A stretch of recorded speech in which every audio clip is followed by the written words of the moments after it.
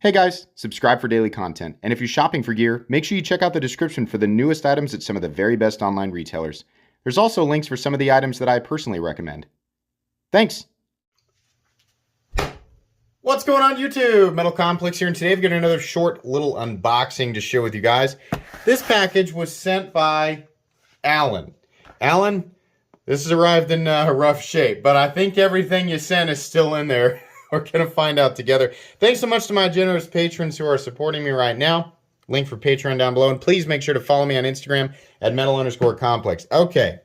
I technically don't need this to get into the box because it looks like it was sort of squished open. There definitely are things in here, though. So it looks like maybe it was just kind of, it was a bit rough. Oh, yeah. Man. I'll say this, it's not common that I receive, it actually says up here,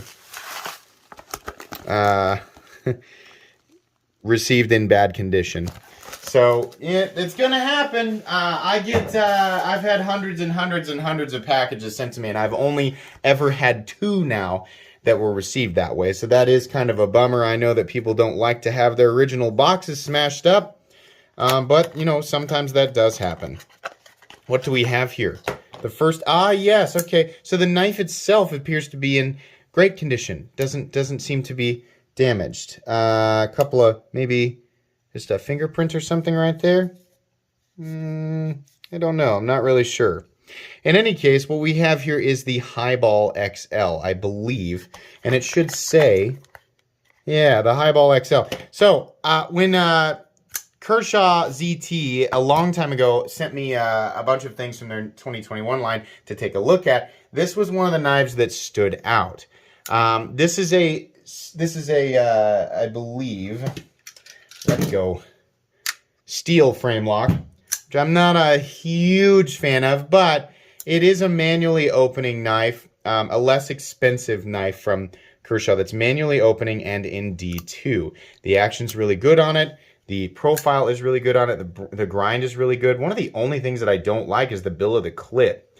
I've talked about this before. I just never got a chance to actually review it. So, this is not a review, just an unboxing and first impressions, even though I've technically first impressioned it already. But I will link it down below. You guys can take a look, or you can wait for a few weeks if you want to hear my full thoughts on it. I will kind of have to reevaluate.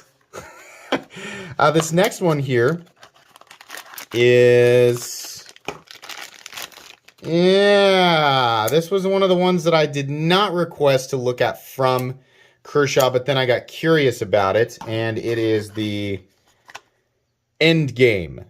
So I believe both of these are available for purchase right now. This one is also manual. The action is real nice on this one.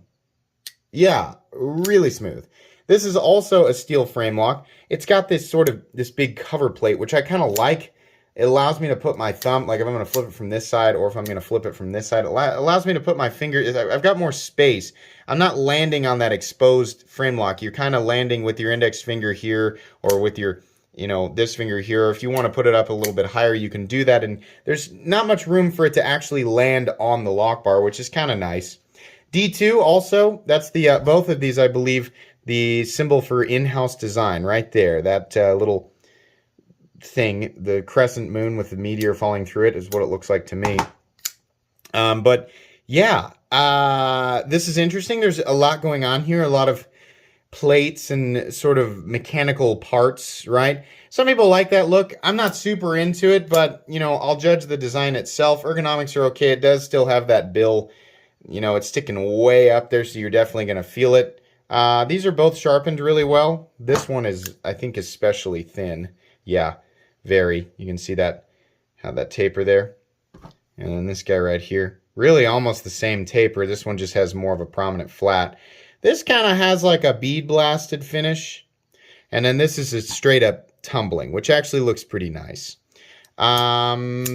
Comfort between the two. This guy's definitely got more open real estate, and you can choke up right behind that blade if you want to. Also, like the means of deployment here is that big fuller.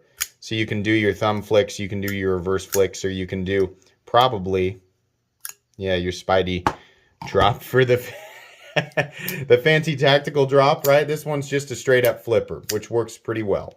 Plenty comfortable though. Two pretty good designs. I think, you know, where I am kind of leaning, this is more purposeful, both, I mean, like functionally they're both purposeful, but aesthetically this is like, there's nothing extra on this that doesn't really need to be there. We've got a little bit of color in the pivots and this over travel stop.